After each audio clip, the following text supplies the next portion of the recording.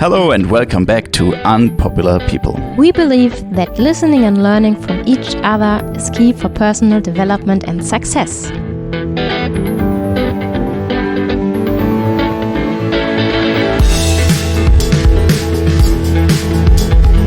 Today in our interview, Jeanene from Australia.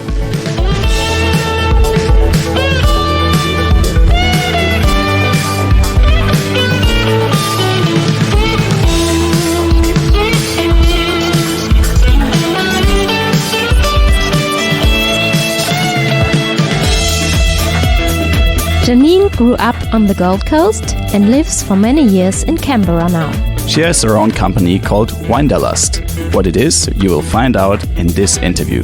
She's also a wife and a mother of a 6-year-old son. If you want to find out more about Unpopular People, please visit our website www.unpopularpeople.com. You find all information about this episode and the show notes there. You can also sign up for our newsletter, also on our website www.unpopularpeople.com. And now enjoy this interview with Jeanene. Yeah, hello Jeanene. Welcome to Unpopular People. Hello, thank you for inviting me along. Yeah, nice to have you on our show today. So our first question we always want to start with for our listeners, where were you born and how did you grow up?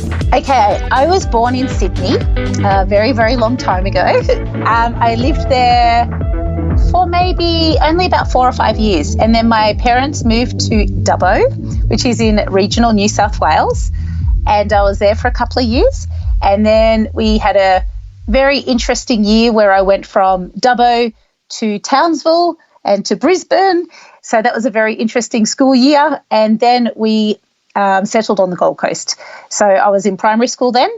And I spent my rest of my primary school days and all my high school days on the Gold Coast, and went to university in Brisbane, dropped out and went backpacking all over the world. So about a decade or so ago, I found myself with a public service job and I moved to Canberra. Okay, that was a long story, very short. And we have to happening. we have to go a little bit more into detail because why were you moving up to the Gold Coast, or were you moving up to Townsville at the first place? Why did your parents decide to do this? I think my father had like the wanderer spirit, but maybe he had kids very young in life and didn't get a chance to sort of do all of that beforehand. So he was married, he had a couple of kids and he dragged them around with him. So he had lots of different jobs. And I guess it was a time, this is in the 80s, 70s and 80s, and maybe I don't know if the economy was a little bit different, and he was, looking for different work. He passed away in 1985, so that's showing I'm very old.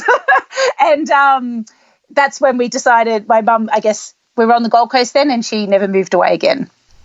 Okay, and do you have any siblings? Yeah, so I'm the oldest of 4. I've got 2 sisters and a brother, and they all live on the Gold Coast. And so one of my sisters is a year younger than I am. And so we were very good friends during those primary school years because we were didn't know anyone else, I guess, when we started a new school. My brother is 4 years younger, so he didn't actually start school till we settled on the Gold Coast. So he only sort of knows that lifestyle. And then my little sister, there was quite an age gap, and she was born on the Gold Coast and has spent her whole life there.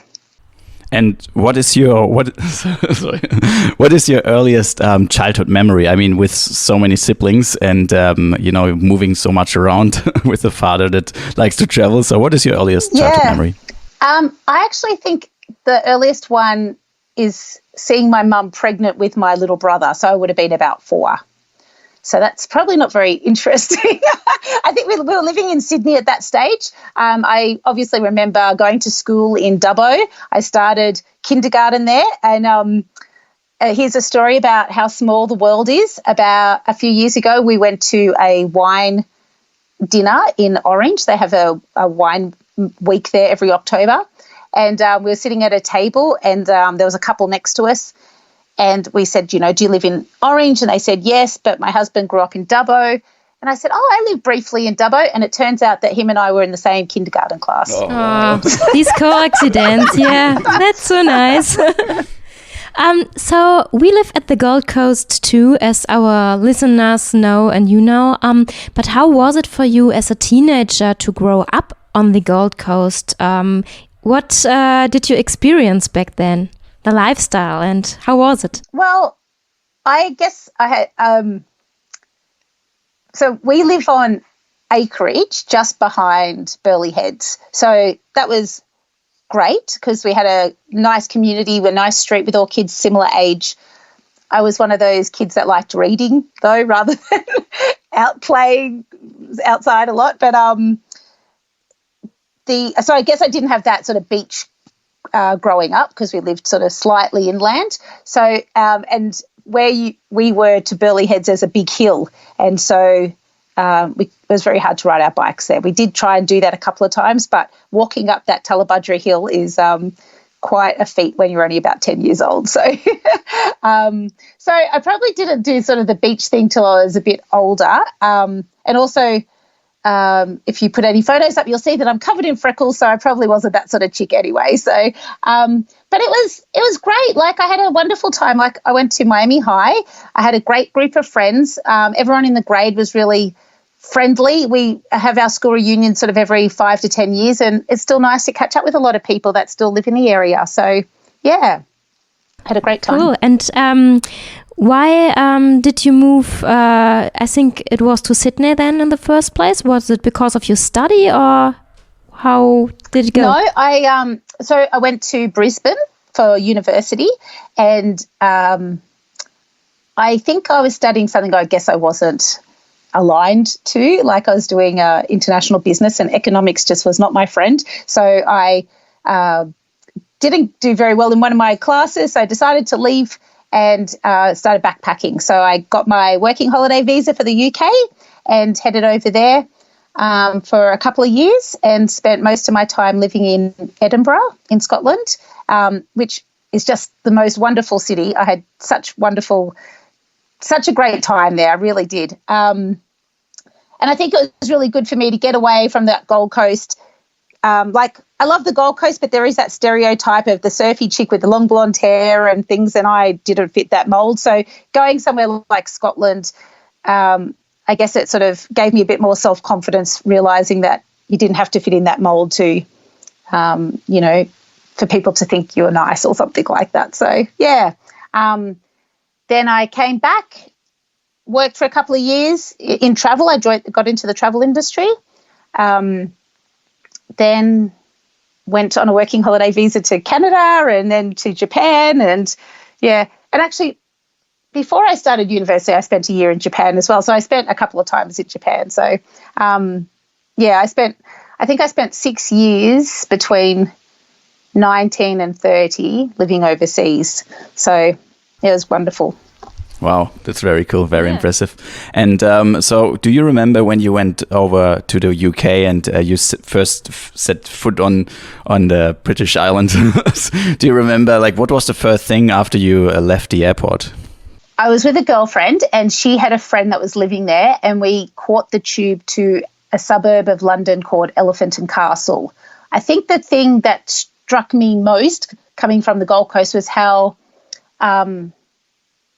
multicultural that part of London was. The Gold Coast has become more multicultural. I know over the last sort of decade or so, or 2 decades since I was growing up there. But that struck me in London. I think the other thing that struck me was just the history. Like, Australia is such a new country, like the age of all the buildings and the heritage, it's just so interesting coming from a country like Australia where everything's brand new skyscrapers, especially on the Gold Coast, to somewhere like London and where everything's just so old. So that was the thing that had the biggest impression on me. And was it? Do you remember any challenges? Because it was a different time, I guess, without Facebook and like smartphones and stuff. Do you remember like challenges you had back then, traveling around on your own? Or you were with a friend first, but I think you changed like traveling around on your own at some point, or did you travel together the whole time?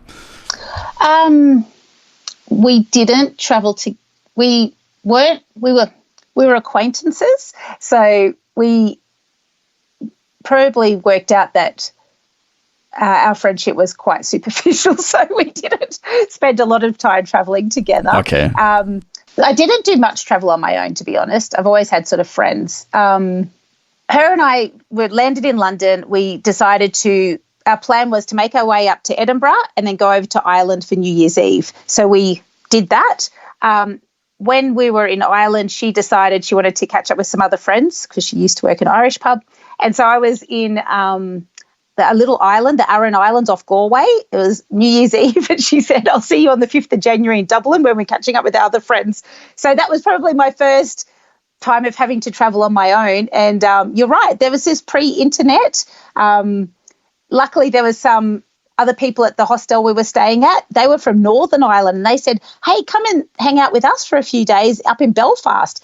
This was in 95 going into 96, and the borders had just opened between southern, like Ireland, the Republic of Ireland, and Northern Ireland. So I got on a bus and went up there, and it was fascinating. So these people were showing me around and took me to the IRA gift shop and the Ulster gift shop, and so I guess that was interesting. Got some postcards, because in Belfast there's all these murals of people with balaclavas and guns and stuff. It was very nothing I'd ever seen before. So yeah, that was really interesting, but also a bit scary. But yeah, nothing happened. But it was not what I was used to. Australia's a very safe country, I guess. So without this sort of civil unrest that other countries might experience. Yeah, Australia is very safe. It's absolutely true. Mainly, yeah. Generally, yeah.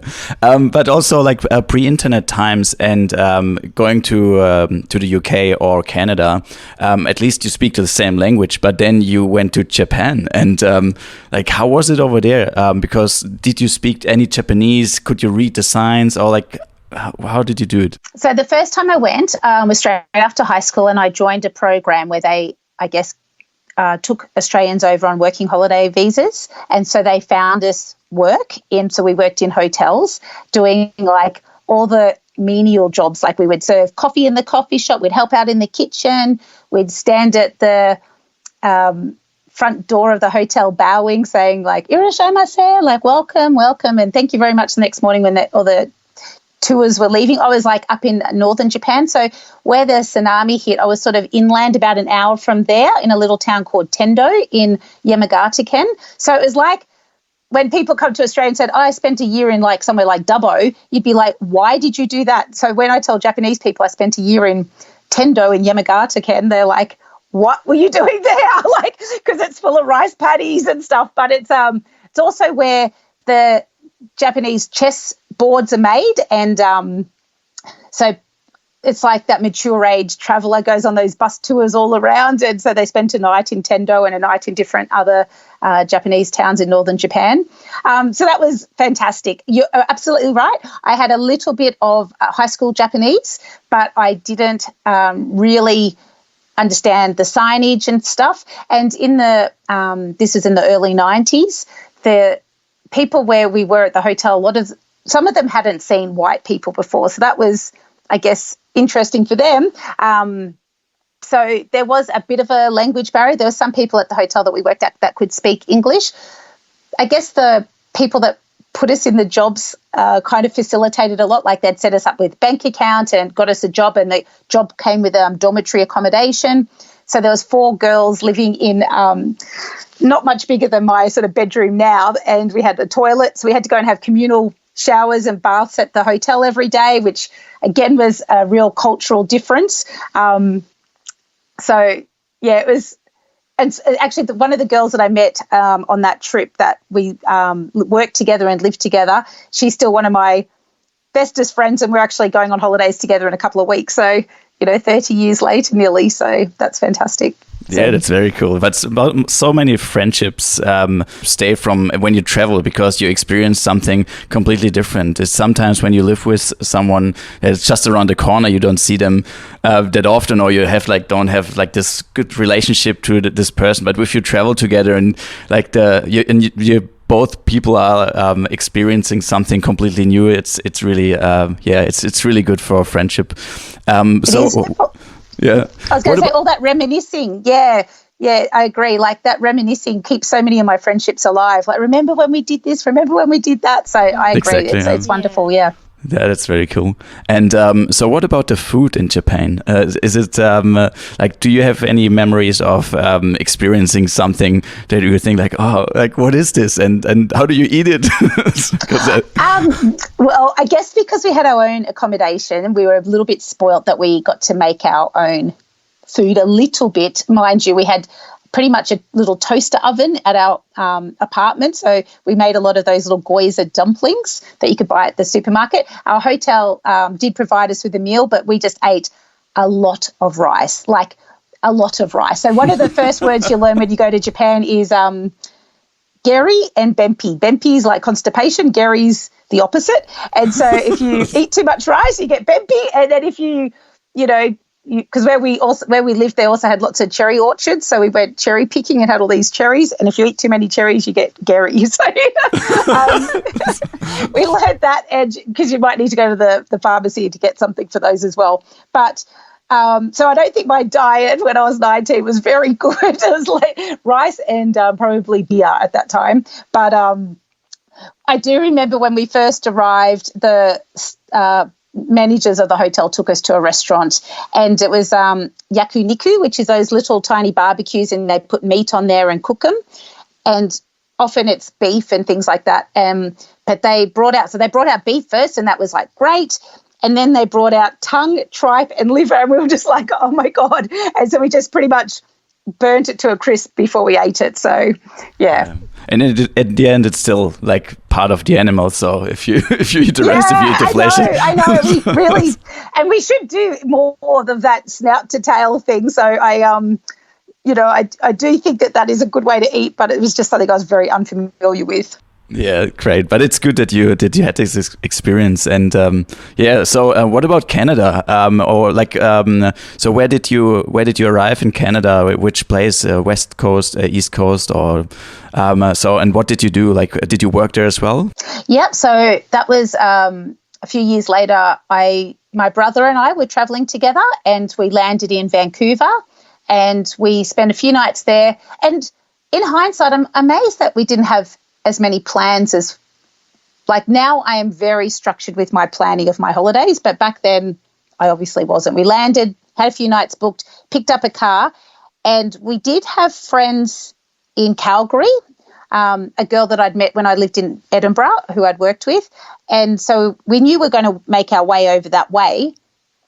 We spent a few nights at the hostel. We met somebody and they told us about this great ski resort called Big White, which is near the Kelowna Lake. It's also a wine region now, I found out since. I wish I'd known that back then. I didn't try any of the wines then.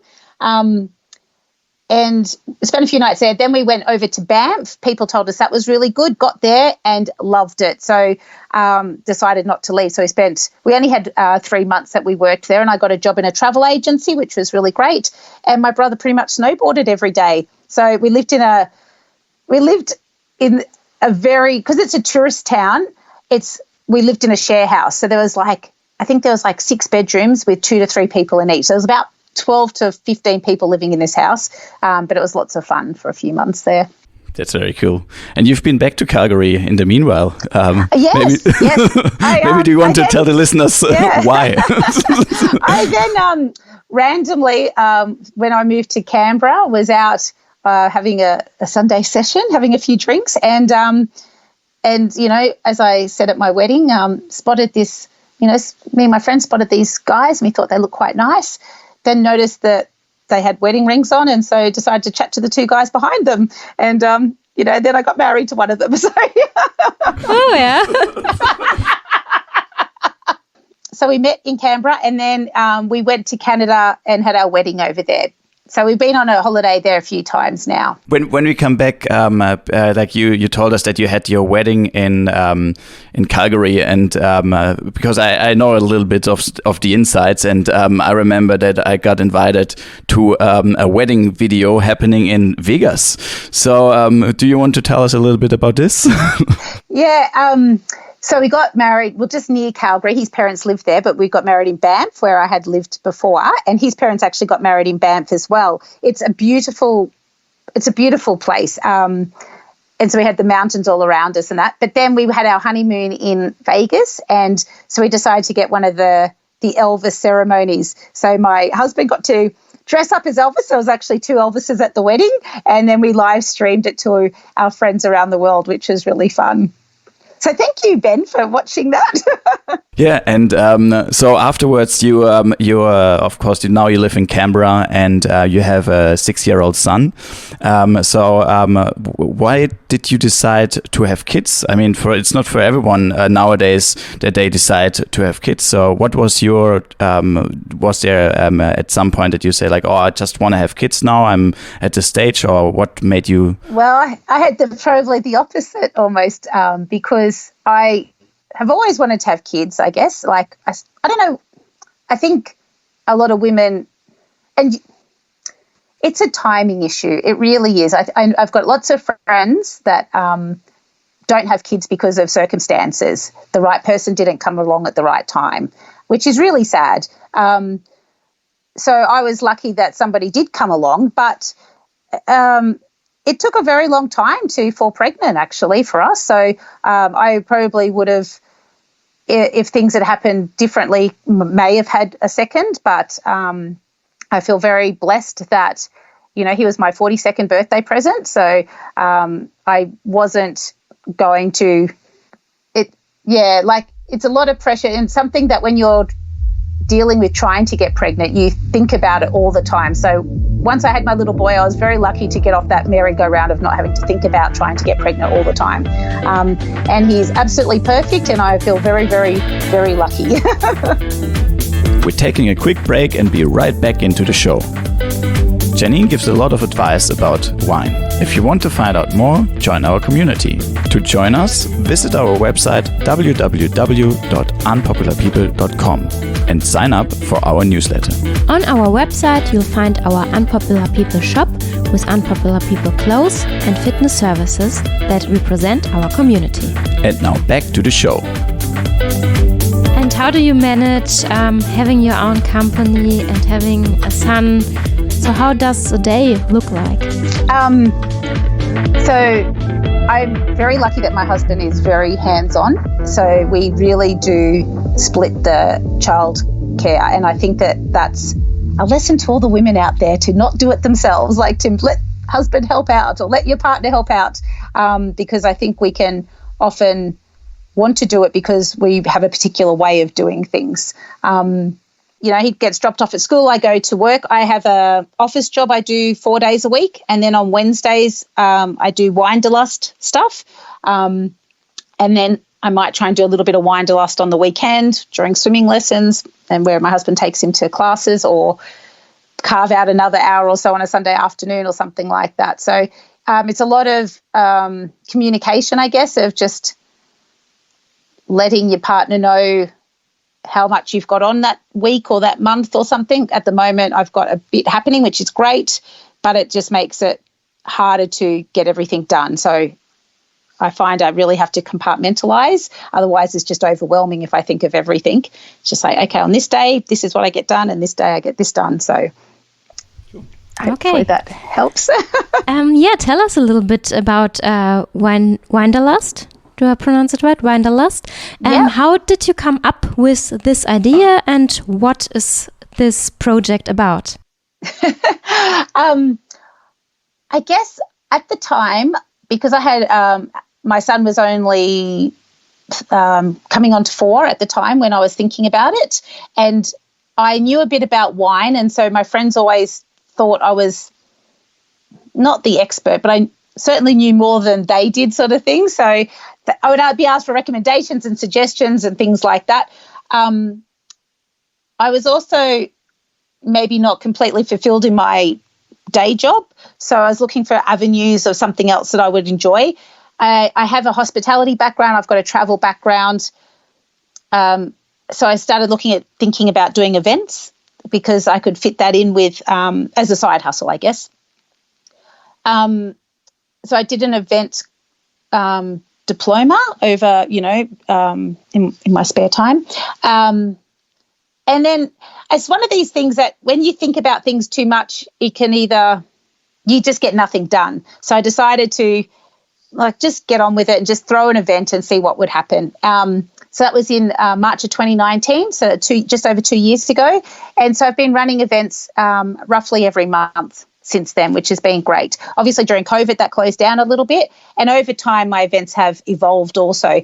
When I started off, I looked at doing events that also had child minding attached, which sounded great because that way I could the reason I thought it would be a good idea was that people could catch up, whether they had young kids with your friends that had teenage kids, with your friends that had no kids, and you could all go to one place. The kids would get a time out as well, to something social for them. And that sort of went okay for a while, but then it's now sort of evolved, I guess. Since COVID, we haven't done the child minding.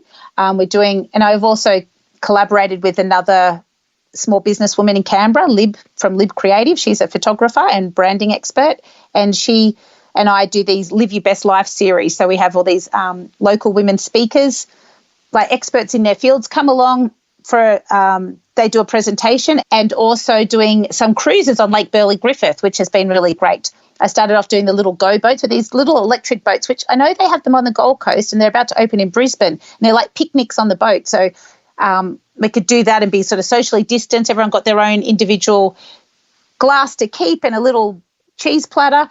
And now I've got collaborating with a bigger boat company. And so we're taking people out, and I'm doing a lot more unusual varieties and emerging varieties of wines. So I've got a couple of ones featuring all red wines coming up.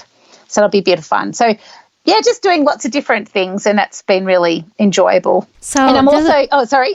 Yeah. So does it mean the people enjoy just the wines on the event, or do you sell them to the people afterwards that they can order with you? No, what I do, my business is mainly just the events, and I love wine, but I love, trying different things. And the Australian wine region was really hit hard last year in 2020. With all the natural disaster, there's smoke taint everywhere.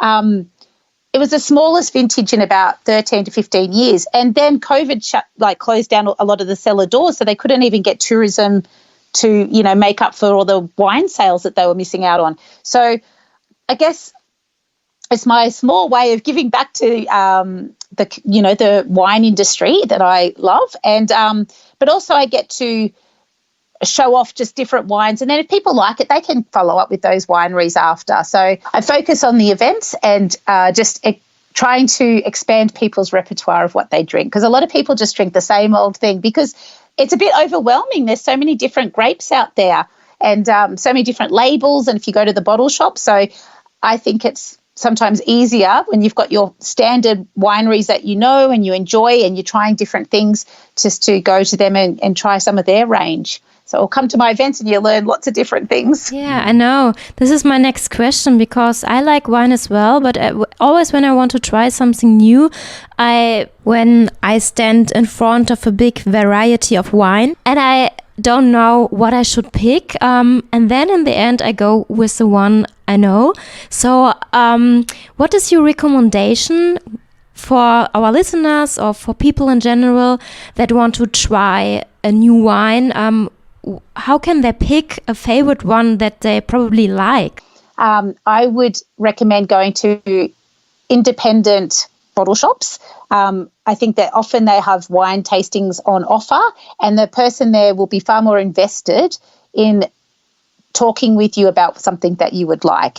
And you will probably get something from an actual winery that then you could look up on the internet. Or the other thing is, listen to my podcast. Yeah. I'm going. So this is a project, yeah. Yeah, so this is part 2 of my project. I've released a podcast about exploring Aussie wine regions. So I've got 10 episodes.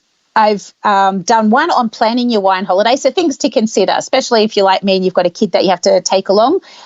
Things about how far you should think about how far you want to travel, and also think about, I live in Canberra. We often drive back to Queensland to see family. Like stopping off at one of these wine regions on the way, that's a doable thing.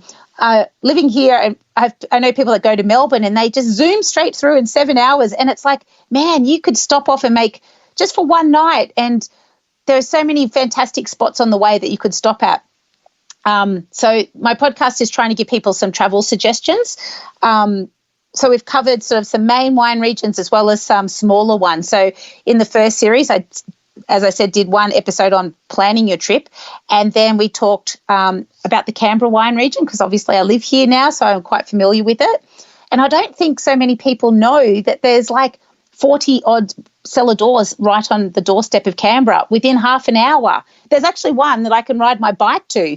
It's just over the hill from my house. So I know I live in town. So it's a really great addition to visiting Canberra that people might not know about.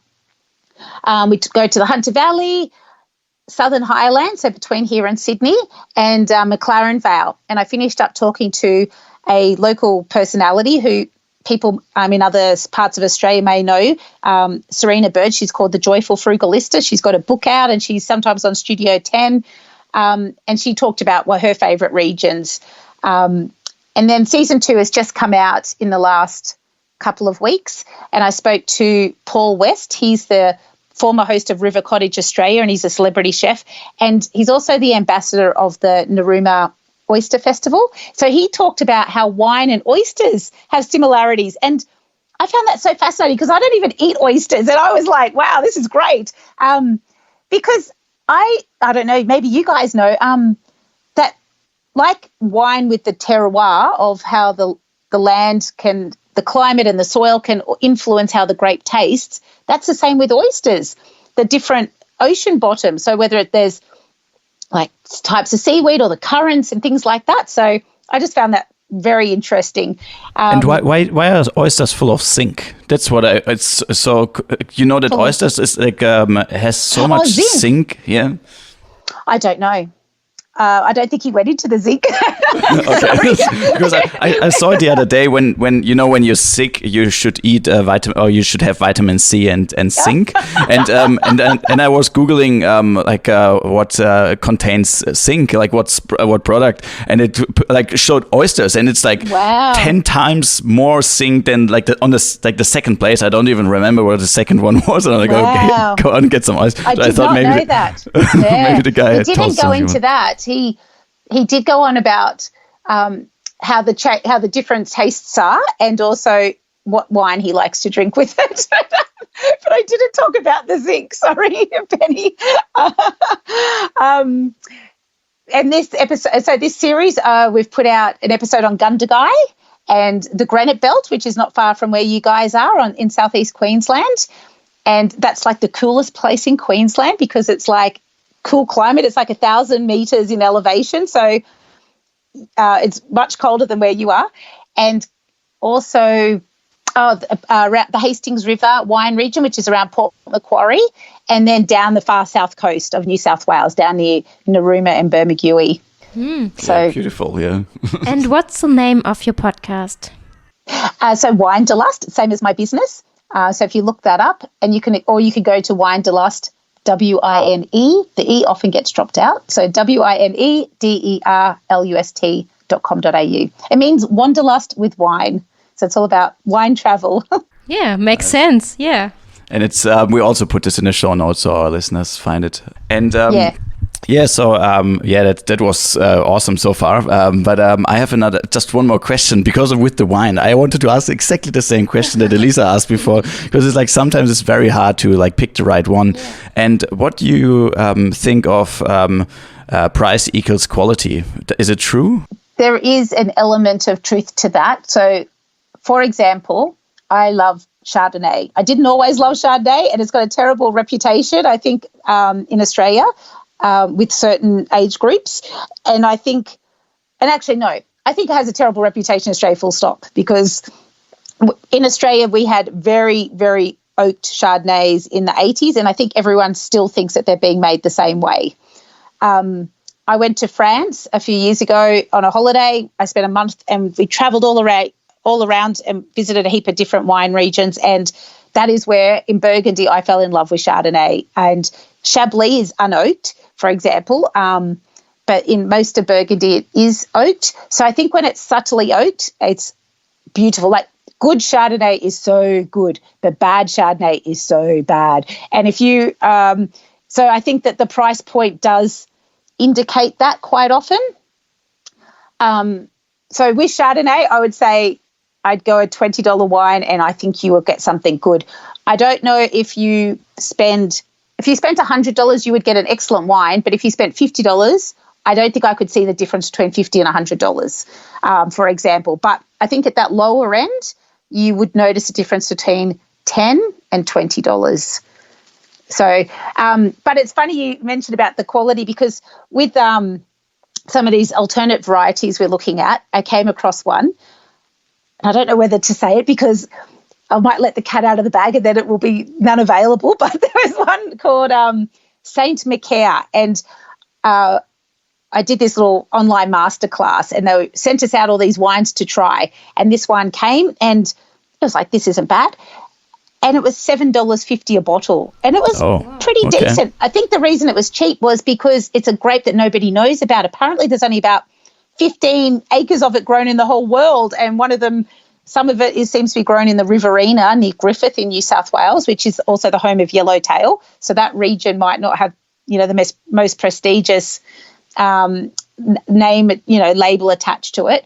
And it was a really pretty decent wine. It is a big wine, but we enjoyed it. So yeah, not always, but often. I think in Australia, if you want a quality wine, if you look at that $20 to $30, you should get something pretty decent for that price. Mm-hmm. And when it's not just about the price, what indicates a good wine then? The other thing that I always look for is knowing a little bit about the regions and what grows well in that region. I think, for example, if you're looking for, so we said the Chardonnay, if you find one from the Yarra Valley or the Margaret River or Tasmania, I would say you're going to be getting a pretty good one from those regions. If you want something a bit different, you could try like a Semillon from the Hunter Valley, if it's got a couple of years on it, and that is going to be delicious. If it hasn't got a couple of years, see if you can put it away in a well-temperature area, because aged Semillon is so good. If you want a big Aussie red, then you hit your South Australia, like your Barossa or your McLaren Vale. Also, the Hunter Valley is good for medium-bodied. Canberra is more cool climate, so it's going to be a bit more lighter and more subtle. Where you are up in Queensland, the podcast I mentioned, the Granite Belt that's near you, their whole region prides itself on this thing called the strange bird. So they say, we don't have a flagship here. We're all about unusual varietals. So they talked about Fiano, which is becoming a bit more mainstream, and also Saperavi. And one of the winemakers I spoke to is making a wine called Lagrange, which is a red wine, and he's made it like a big rosé. He said it's halfway between a rosé and a red wine, so it's perfect for Queensland weather. So there's lots of, so I guess depending on the region you go to, ask them what their flagship wines are and go with that. If you're in the bottle shop, I guess knowing the grape that you like and looking for something in that region will give you a little bit of a head start. Cool. Thank you so much. And I have one more question about, it might be a bit of a sensible topic, but about alcohol in general. So because sometimes people, can't handle alcohol. And is there, do you know any, or do you have a recommendation for an alcohol-free wine, or like how do you handle it, to keep the passion about wine and the addiction about wine, if there is something existing? How do you keep it separate? Yeah, I agree. I think you do. It's all I guess that's why I like the quality thing instead of quantity. So if you open a nice bottle, just enjoy that with your friends, friends, and that's it. And have it with food and just enjoy the experience. I think you have to, especially getting older, you need to think about drinking responsibly. We want to be around for a long time, see our kids grow up and stuff. So I think that's important to be mindful of. I have heard that in the Marlborough region of New Zealand that they are, I think it's Gisen, it's quite a big brand, Gisen, that they have either released or experimenting doing an alcohol-free Sauv Blanc. So I haven't tried it yet. I know when I was pregnant, I would just put soda water and a bit of lime into a wine glass, and that helped me feel like I was getting in the mood, sort of thing. So I guess if you could switch out your glasses with a soda water in between and just keep it in the wine glass, and then you feel like you're still participating even if you're not. Yeah, my cousin in Germany, he actually produces alcohol-free wine, like German wine, and they take the alcohol out of the wine. So I might get your contact, his contact for you. Yeah, I think there's definitely a market for it. Yeah, for sure. I know there is a company in Canberra that called Altina, Altina, and they do alcohol-free cocktail mix, and that's been quite popular here. I assume it's around the country, but I understand it's a bit on the sweeter side, but yeah, I think it's supposed to be quite good as well. So, we tried some alcohol-free wine from the bottle shop the other day, but it wasn't really very good. Like the flavors. Yeah, and I think in the supermarket there is some as well that I tried when I was pregnant, and yeah, I agree. I have heard that alcohol-free beer is not too bad tasting. I had a friend having a year off alcohol and did that, and she found that more palatable, sort of thing. I know Maggie Beer does an alcohol-free Chardonnay or a sparkling one, and that is okay, but I think they often have like a sweetness to it that wine maybe doesn't have. But yeah. Cool. So no, I don't have any recommendations. That's so good. Yeah, that's fine. We add all these recommendations to the show notes so people can look it up afterwards. I have another question. So many listeners may know that I'm a big fan of sustainability and organic things, food and wine. So now as well.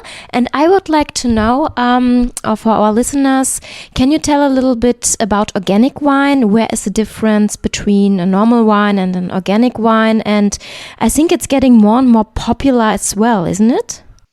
Yes, it is. It is getting more popular. No, I am not a winemaker and I can't tell you the difference. But I know that when you speak to the winemakers, and that's why I guess I want to promote people going out and visiting the wine regions and chatting to these people, because they certainly, if you're interested in sustainability, that is one thing that comes up a lot in my chats, is that a lot of more sustainable practices on the farm and the vineyard, and organic wine is becoming more popular. Potentially it's around how they filter the wines, because I think they often used to put sulfur and things, and a lot of people still do, and some wine companies don't do that. I think that sort of might lead to, but if I'm wrong, please don't send me hate mail. So I'm not quite sure. But yeah, so go out, visit your wine regions, and ask the winemakers those hard questions. All right. Thank you very much. So thank you also for your patience, because we're just very interested in this topic and we have no idea. So it's very good to speak with someone who knows so much about this. And and it's so special to speak to someone who has really knowledge about wine, because the normal consumer buys just the wine he or she likes and has no idea. So it's really interesting and a topic where you can really learn a lot about it. So thank you very much. No, and I think I learned a lot about it because I was out visiting places. Like when I went to France, I did this trip around and visited all these wine regions. In the UK, I visited a wine region like down in Kent outside of London. And I come home and, with my husband, we used to go to these orange wine weeks, and we'd go on all these wine tour things, or go to the food and wine shows that are often in the capital cities. Hopefully in COVID recovery time, they're coming back, and chat to the people, because that's how I learned a lot. That's how I started off. And I have a brain for accumulating useless information to other people. But with wine, some people find it a little bit more useful. So that's how I got started. So yeah, the information is there, but it can be quite overwhelming. There's so much out there. But yeah, just start chatting to people, and that's how you learn as well. And of course, listen to my podcast, and that's like the winemaker talking just straight to you. Great, yeah, definitely put this in the show notes. And we come to our last couple of questions now, and we always ask, most of the time, sometimes we don't, but we want to ask you today. So we are here with Unpopular People. That's the name of our podcast and our company. And we would like to know, what would you do if you were popular? If everyone would hear you, like all around the world, people would know you. You could promote your podcast to everyone. And would you do anything differently, or would you still be the same? Wow. Yeah, because I was like the unpopular kid at school. So being popular... Well, I think popularity can be like a fleeting thing, can't it, as well? So I'd probably try to stay the same, because you never know how long that popularity would last. So I think I've certainly been through phases like living in Japan, where it does feel like you're very popular for a brief time, because you're a novelty. And even in places like Scotland, just because your accent was a bit of a novelty and things. So then the next popular thing comes along. So I'd be aiming for saying the same. And imagine you would have a school full of teenagers and young children. What would you like to teach them? Well, as I have a young child, one of the most important things I'm trying to teach him is that everybody is equal. It doesn't matter if it's girl, boy, different colours, if they speak differently, they might look differently. Everyone is equal, and to treat everybody equally, treat everyone nicely and kindly, because you just don't know what sort of background they're coming from and stuff. And especially there's lots of kids, I think, that have hard upbringings and things, and they come to school and try and fit in, and you don't know what sort of baggage they're bringing with them every day. So just be nice to everyone, and try and make sure everyone has a good experience with you, and we want everyone to have a good day every day. Great. Yeah, that's very nice. Thank you very much. So, thank you very much for your time. It's been very interesting for us. I learned a lot today again. I feel like I'm not sure where it was. No, absolutely. I feel like having a glass of wine now. I would love to after this conversation. Oh yeah, Jeanene has having one already. Well, it's 5:30, so in the evening when we record this, so that's totally fine. And so thank you very much for this. We really appreciate your time. We know you're really busy having a child and a husband that you have to take care of. Not just joking. He takes good care of me too, so it's all good. Yeah, so thank you very much. I say goodbye from my side. Yeah, thank you from my side as well. It was amazing to talk with you today.